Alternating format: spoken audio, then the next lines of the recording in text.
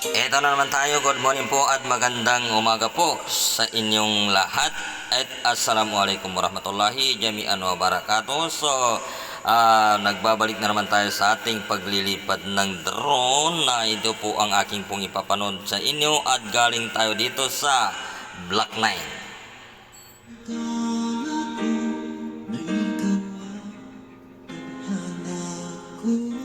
So, tayo naman po ay iikot na naman dito sa Block 8 para inyo pong mapapanood. Ating pong nakikita ngayon ay ito po yung Basico Beach. Dati po yung ay dugyot, ngayon ay medyo okay na siya, malinis na at marami rin nagpapasyal na.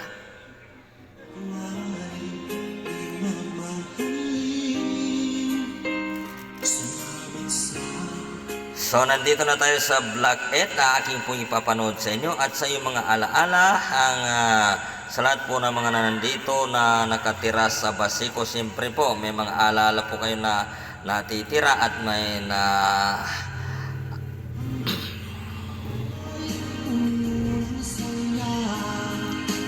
So marami rin sa atin po mga kababayan na dito na nawawala na. Dito po sila na nawawala ng buhay at marami pa rin mga kapatiran natin ay nakaumuwi rin ng probinsya. Pero nandito pa rin ang alaala kung nandito po kayo nakatira sa Barangay 649 Basico po, Era Manila ay hindi po mawawala ang alaala natin dito.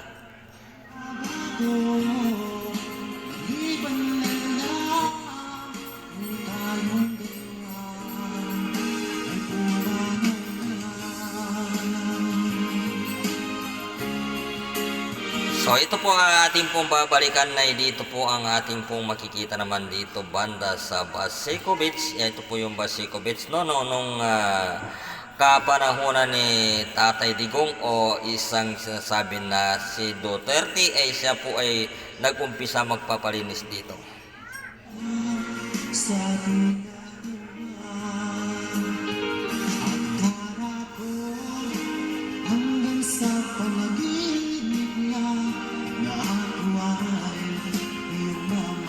So ito naman po ang ating pong madiretso kung saan po ang pabahay ni Yorme dito. Dito naman tayo tatagos para inyo po rin makikita at kung meron kayong matatandaan sa inyong mga kabahayan dito, siyempre na makikita niyo din dito sa baba kung saan kayo nakatitira o maalala mo kung saan kayo nakatira kung makikita niyo ito na pabahay ni Yorme o eskwelahan.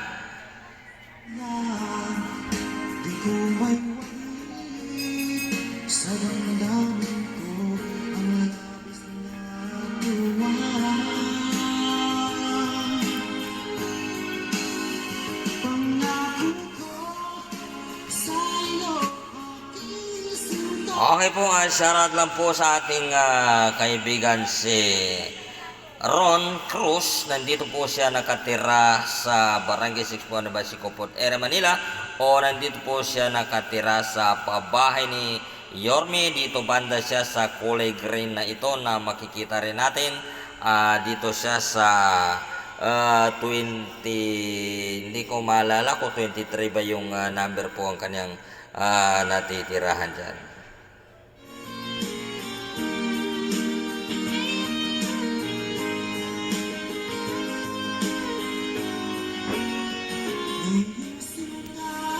Siyempre, nandito po ang eskwelahan dito sa Benigno Aquino o Noni Aquino. Ito po yung eskwelahan dito. So, mga nag-aral dito, shoutout lang po sa inyo lahat. At sa mga wala na dito, nasa probinsya na maalala nyo dito, shoutout lang po. Ito po yung Amadon po ang pinaglalaruan ng ating pong madadaanan ngayon.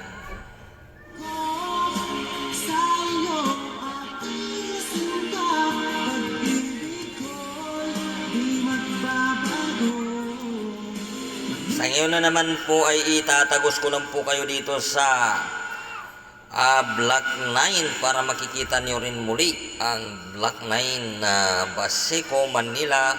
Siyempre marami rin nating mga kababayan na nakatira dito. Yung iba ay wala na dito, nasa probinsya na. Pero minsan siguro ay maalala nyo na kami po ay dyan po nakatira sa ito. Kung makikita nilang nakukuha na nito ay dito kami nakakatira.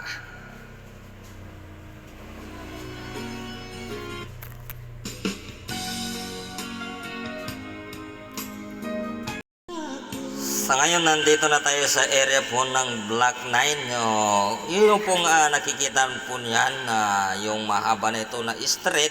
Diyan po yung Guagua. Siguro meron naman nakaalala kung saan kayo dyan nakatira banda. Shoutout lang po sa inyo, lahat po na nakakatira dito.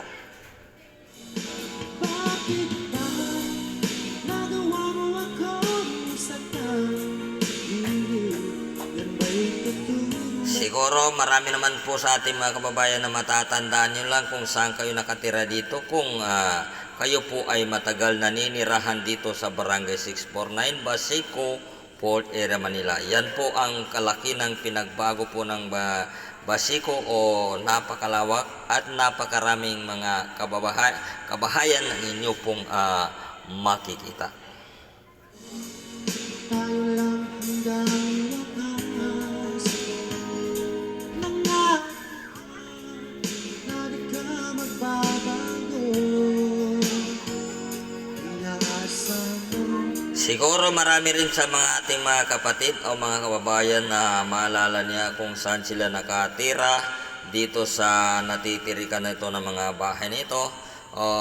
Kayo po ay nakaalala, pwede naman i-share o shoutout lang po sa inyo lahat. Sa lahat po ng mga manonood nito na video natin, shoutout lang po sa inyo. Magandang umaga sa inyo and good morning and assalamualaikum warahmatullahi jami'an wabarakatuh. Dito ko muna tatapusin ang ating video. Pabababayin natin ng ating drone.